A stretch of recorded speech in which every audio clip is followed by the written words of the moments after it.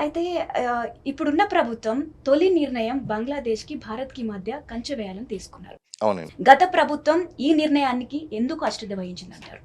మనకి India, Pakistan border చూడండి. ఇక్కడ వెస్టర్న్ ఫ్రంట్‌లో ఉన్నటువంటి ఆ యొక్క దీన్ని మనం బంగ్లాదేశ్‌నేమో ఈస్ట్ పాకిస్తాన్ అనేవాళ్ళం.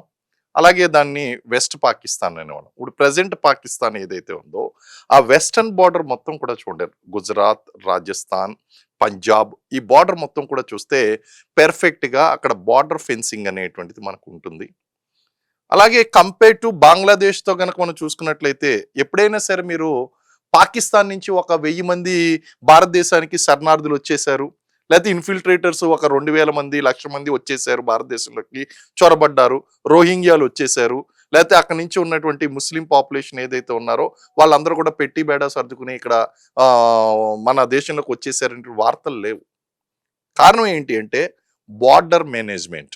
బార్డర్ మేనేజ్మెంట్ అంటే ప్రాపర్ ఫెన్స్ వేసుకోవడం, దాన్ని ప్రాపర్‌గా గార్డింగ్ చేయడం, ఆ ఫెన్సింగ్‌ని మళ్ళీ ఎప్పటికప్పుడు పెట్రోలింగ్ అనేటువంటిది చేసుకుంటూ, ఇన్‌ఫిల్ట్రేషన్ అనేటువంటిది, స్మగ్లింగ్ యాక్టివిటీస్ అనేటివి జరగకుండా చూసుకోవడం.